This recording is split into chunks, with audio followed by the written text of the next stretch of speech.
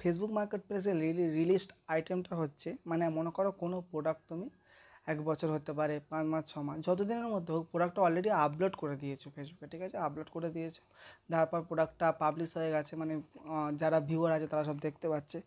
তুমি মনে করো একদিনে মনে করো 10টা বা 20টা, মনে করো 20টা প্রোডাক্ট একদিনে তুমি ফেসবুকে আপলোড করেছো। ফেসবুকে আপলোড যখন একদিনে 20টা প্রোডাক্ট করেছো, দেখতে পাচ্ছ একটা প্রোডাক্ট থেকে কন্টিনিউ এসএমএস আসছে। কন্টিনিউ এসএমএস আসছে মানে সেই প্রোডাক্টটা কি ভাইরালে চলে গেছে, ঠিক আছে? প্রোডাক্টটা ভাইরালে চলে যাওয়া মানে কন্টিনিউ এসএমএস আসবে, সব লোকের সামনে পছন্দ করবে। মানে ব্যাপারটা কি, ওই যে ছবির মধ্যে সেটা হতে পারে, ছবি হতে পারে বা ডেসক্রিপশনের মধ্যে হতে পারে, প্রাইসের মধ্যে এমন কোনো ভালো কিছু, মানে যারা তোমার পোস্টটাকে দেখছে ভালো কিছু বুঝতে পারছে, যারা আগেও রেকমেন্ড করছে, পোস্টের উপর লাইক করছে, যত তুমি ফেসবুক মার্কেট প্লেসে যত পোস্ট করবে, পোস্টের উপর যত লাইক পড়বে, কমেন্ট পড়বে, তত ফেসবুক কী করে, ফেসবুকে অ্যালগরিদম মনে করে ওই যে প্রোডাক্টটার মধ্যে ভালো কিছু আছে, সে কী করে প্রথম মনে করো 10 জনের সামনে দেখালো, 10 জনের সামনে দেখানোর পরে কোনো রেসপন্স পেলো না, ঠিক আছে? যখন রেসপন্স পাচ্ছে না, তখন কী করছে, সে 5 জনের সামনে, পরে আবার 5 জনের সামনে দেখাচ্ছে। 5 জন যদি ভালো রেসপন্স দেয় তাহলে আবার সে 10 জনের সামনে দেখাবে। এই করতে করতে প্রোডাক্টগুলো বারবার করে মানুষের সামনে শো করে এবং সেখানে বেশি সেল জেনারেট হয়। যত থেকে বেশি মেসেজ আসবে মানে সেই প্রোডাক্টটাকে সেই প্রোডাক্টের অর্ডার বেশি পাবে। তাহলে মনে করো সেই প্রোডাক্ট, এই যে প্রোডাক্টটা আছে ওই প্রোডাক্টটা মনে করো তুমি চাইছো আবার একটা আপলোড করতে অন্য লোকেশানে, ঠিক আছে? সেটা আমি কীভাবে করবো সেটা তোমার দেখিয়ে দেবো। মনে করো এই যে ফেসবুক মার্কেট প্লেস চলে এসেছে বা ফেসবুক মার্কেট প্লেসে চলে আসবে, আসার পরে দেখো এই ছোটো মতো একটা মানুষের বটম আছে।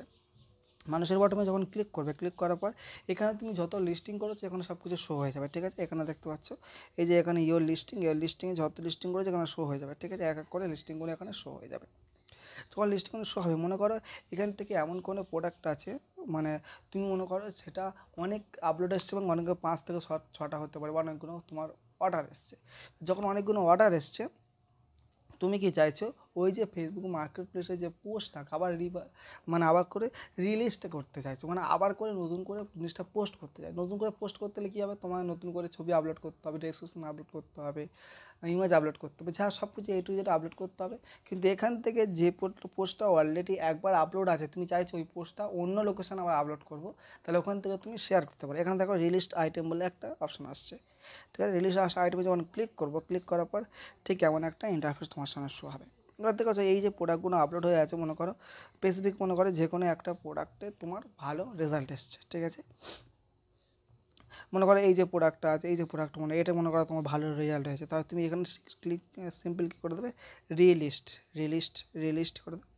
রিলিস্ট করে দেওয়ার পর এই প্রোডাক্টটা ওই লোকেশানে হয়তো মনে করো 5 দিন বা 6 দিন পরে আবার নতুন করে মনে করো 5 দিন আগে ভালো রেসপন্স আসছে, তুমি চাইছো ওখানে আবার আমি প্রোডাক্টটা মানে ওখানে শো করে ওখান থেকে আবার অর্ডার নেবো। তাহলে এখানে রিলিস্ট করে দেওয়া মানে মার্কেট প্লেসে এই যে আইটেমটা ওখানে যেটা অনেকবারে শো করছে, ওখান থেকে যে শো করছে ওখান থেকে প্রোডাক্টটা আবার লোকের সামনে যাবে, বা সেখান থেকে লোকগুলো দেখতে পাবে, সেখান থেকে নতুন করে তোমার মেসেজ আসবে। মনে করো যে কোনো একটা প্রোডাক্টের উপর আমি সিম্পল ক্লিক করবো, ঠিক আছে? যে কোনো একটা প্রোডাক্টের উপর সিম্পল ক্লিক করে দেখাবো, প্রত্যেকটা উপর ক্লিক করে দেখাবো। এখানে দেখো ডাইরেক্ট রিলিস্ট হয়েছে, প্রত্যেকটা রিলিস্ট আইটেমগুলো তুমি এখান থেকে শো করতে পারবে, ঠিক আছে? এখানে মনে করো এই যে শাড়িটা আছে, এই শাড়িটা আমি নতুন করে রিলিস্ট করবো। রিলিস্ট করা মানে নতুন করে পোস্ট হওয়া, নতুন করে কাস্টমারের কাছে পোস্ট হওয়া, ঠিক আছে? এখান থেকে যেটা আছে রিলিস্ট অল সোল্ড আইটেম, ঠিক আছে?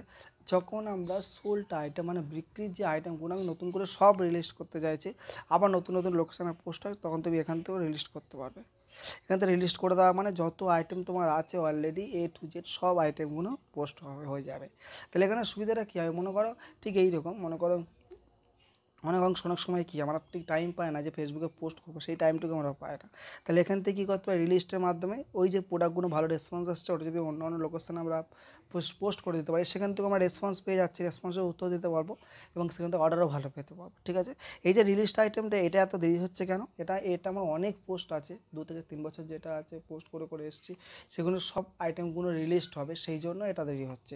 আর তুমি যদি চাও যে স্পেসিফিক কিছু যে ওই প্রোডাক্টগুলো সেখানে করবে, তাহলে তুমি একটা করে করতে পারো। তাহলে এখানে কী বলে দিচ্ছি তোমার দেখো, your item can not be relist, we can relist your item at this time, please try again later. বলছে তোমার যে পোস্টটা আছে সেটা এখন রিলিস্ট হচ্ছে না, তুমি কিছুক্ষণ আজকে দু একটা পোস্ট করেছিলে, সেখান থেকে সেখান থেকে পোস্টটা রিলিস্ট হয়ে গেছে, এবার তুমি যদি রিলিস্ট করতে চাও তুমি একটু দেরি করে রিলিস্ট করো, তাহলে এখান থেকে কী হবে, ডাইরেক্ট এতগুলো প্রোডাক্ট বলে নিচ্ছে না, কিন্তু তোমার যদি 10টা 20টা 25টা প্রোডাক্ট হয়ে যাবে, কিন্তু আমার এখান থেকে কয়েক হাজার হাজার প্রোডাক্ট আছে, ঠিক আছে। এই হচ্ছে ব্যাপার, কয়েক হাজার হাজার প্রোডাক্ট এখানে আছে আমার, এই জন্য প্রবলেমটা হচ্ছে।